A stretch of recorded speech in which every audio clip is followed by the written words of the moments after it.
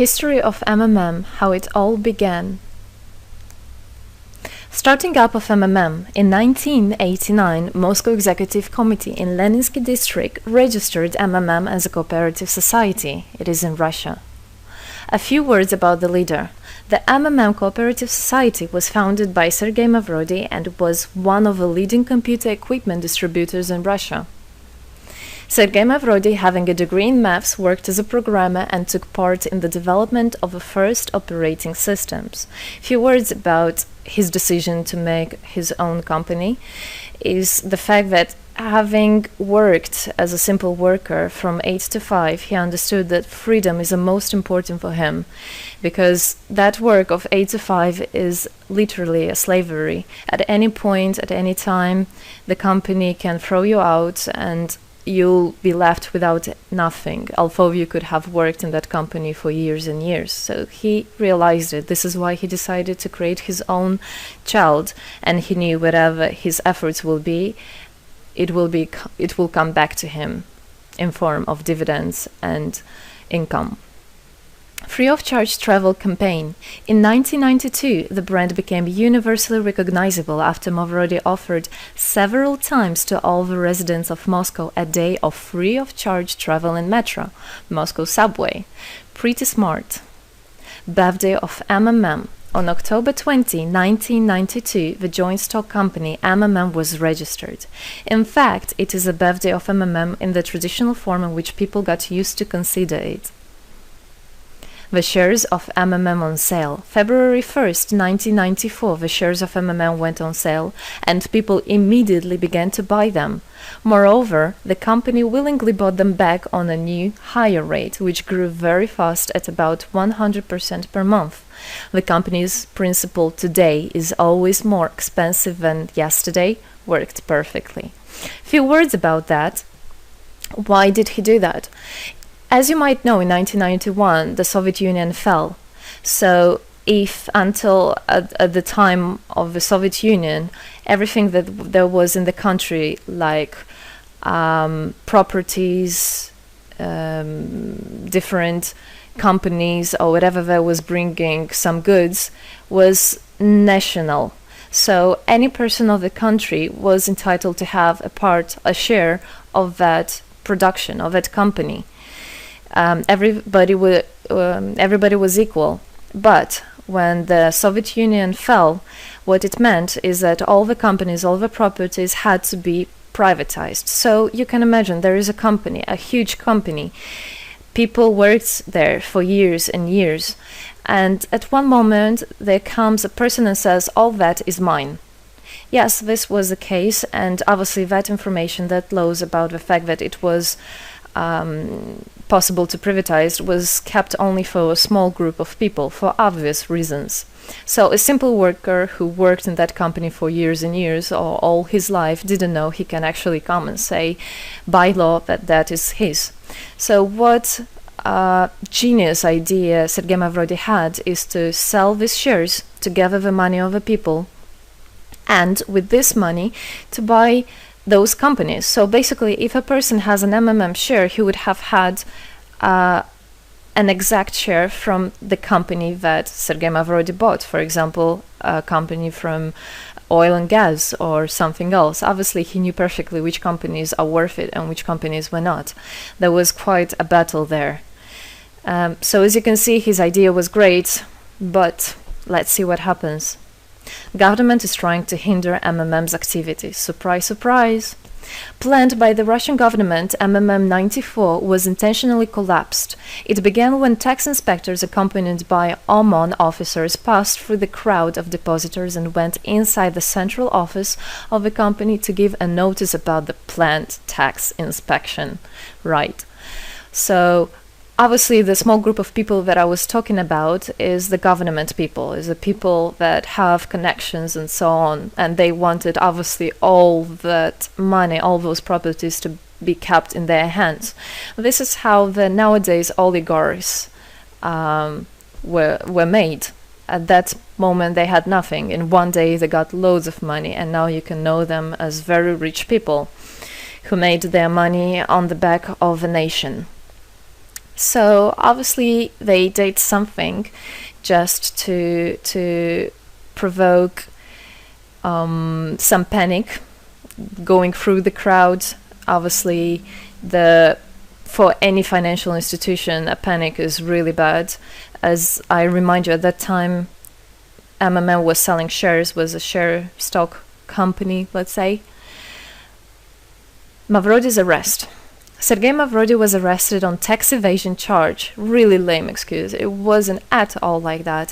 What happened, even the person that was in charge with giving the arrest, he told him that there was no other option for them. They had to do something, even though it was illegal what they were doing, but they had to do it as they were afraid of him.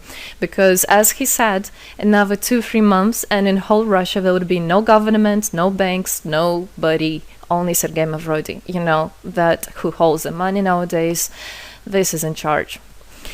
So he was arrested, and his arrest was broadcasted live on all TV channels, obviously to show off more, to show people how bad he is, and actually the government didn't do anything wrong. On the same day, there was a storm of the central office of MMM. The company was prescribed to recover 49.9 billion rubles to the budget. Huge money. The question about the money in MMM 94 is open, as no one still can give an answer where it is. The authorities simply turned a blind eye to it, although hundreds of eyewitnesses are ready to confirm, even under oath in court, that they saw 17 trucks take out cash through the back door. So unfortunately, at that time, there was no internet, no bitcoins, no other internet wallets, and all the money were obviously kept in cash in the MMM offices. And the government took advantage of it. They just came, took it out, and then they said nothing. Moreover, they didn't say where the money went. They even made the way to make people believe that Sergei Mavrody was the one who took all those 17 trucks of money and disappeared. But obviously it wasn't the case. It was a simply lame excuse. Demonstrations against state authorities. August 1994. Thousands of MMM depositors affected by the artificial collapse of the pyramid protested and demanded to set Mavrody free. Actually, Mavrody could have used his powers and do bigger protests, but he decided not to do that, as that would made as obvious a different protests of this type. Could be people injured or even killed, so he decided not to use people in this purpose. It was very noble from him to do that. MMM leader became a deputy. However, he found a way to get out of the prison. Being imprisoned, Sergei Mavrody had managed to register as a candidate for a deputy of the State Duma and was released from prison. He won the elections by a landslide and became the deputy of the State Duma of the first convocation. So, as a deputy in Russia, they have privileges. This is why, becoming a deputy, he was set free. The State Duma is against Mavrody. Surprise, surprise! The State Duma deputies deprived Sergei Mavrody of his deputy plenary powers due to his permanent absence at the Duma's meetings. That incident was the only one in New Russia's history. Sergei Mavrody wasn't interested at all in politics. It's not, he hates politics, as he said it many times. So he became a deputy only for the reason to get out of a prison. That's it. He wasn't interested to go to their meetings, as he himself considered as well the people there as being quite silly and not worthy to spend time with. But this was another lame excuse for them to deprive him by saying that he is absent. A candidate for presidency.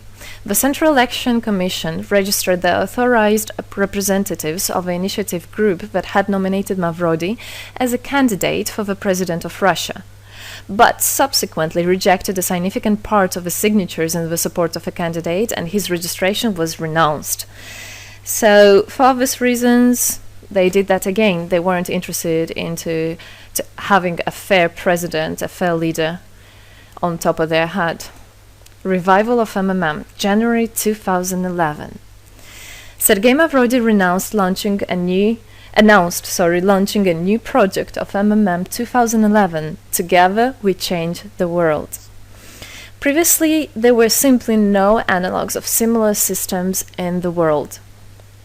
The film about MMM, the launch of a project fell in the same time interval with the release of Russian film about MMM Pyramid, the plot of which is based on the eponymous book in which the history of MMM is disclosed by Sergei Mavrodi. So he wrote a book, and there is a movie which I highly recommend you to watch. You can find it online on YouTube. MMM is building a new, fair financial order. June 2012, the activity of MMM made a lot of banks collapse and a huge outflow of funds from deposit accounts happened. The system numbered more than 35 million members at the time. For obvious reasons, the fight against the system started. It suffered the same fate as MMM 94, eventually collapsed.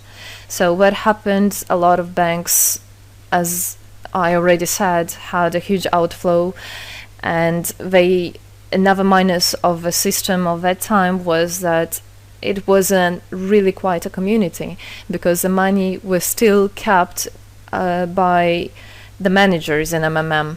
So it wasn't the same idea as it is now, comparing it now, where people exchange money between themselves. You don't need to put it in a central account.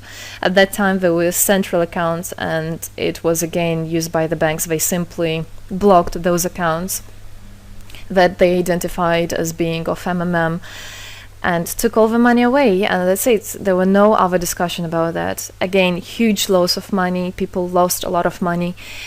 Sergei Mavrodi didn't get all of them. It was again the banks that took the advantage of it.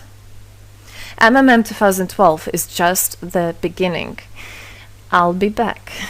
Sergei Mavrodi announced the launch of a completely new MMM, World Mutual Aid Fund, MMM community. It speeded up since the first day, showing crazy dynamics on new members' registration.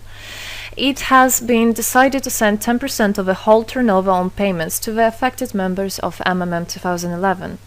So again, another genius idea. In order not to make central accounts, in order not to gather the money somewhere, now the money are spread directly between participant itself. You can just check in your account online whom you should transfer the money to. So MMM now is connecting all the people between themselves and exchange, so that they can exchange the money and get benefits of it.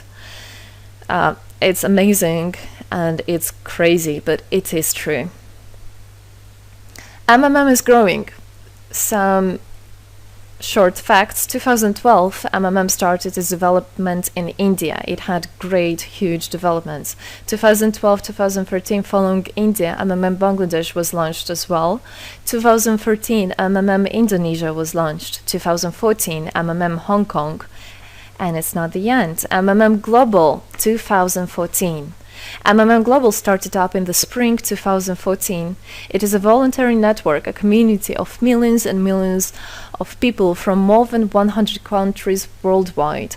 So there is already MMM settled in Argentina, Brazil, Philippines, Hong Kong, and other, and all the rest of people in the world from all the countries of the world are able to participate as well. So they rebelled against the financial slavery and combined their money for this purpose. So how it is possible? MMM, the Republic of Bitcoin. Bitcoin is another genius idea to set the world free. For MMM Global participants' convenience, there were some 20 ideas on funds transfers implemented. From now on, all the countries where you can buy and sell Bitcoins can be registered in a branch of Free People of the Republic of Bitcoin. Thus, there is no barriers to develop MMM in small countries due to their restrictions on the international bank transfers. Banks. This is not something that we would want to use, as the banks can anytime put restriction on an account or even block an account and take all the money. Yes, the banks can do that. Read better your contract. So, Bitcoins is really genius idea to do that. Join MMM Global, join our community, set the world free. Don't hesitate, don't even think of going back, just go always forward. We are writing the history right here and right now. We are not going to be any more slaves working from 8 to 5, having pennies for that. We want to hold our own money and to get the benefits of it. I don't want a bank to use my money for their own purposes. I want us people, free people, to use our money, to exchange the money when it is needed, and to help each other. This is really a great idea. And join us, write the history here today with us, and together we will indeed change the world.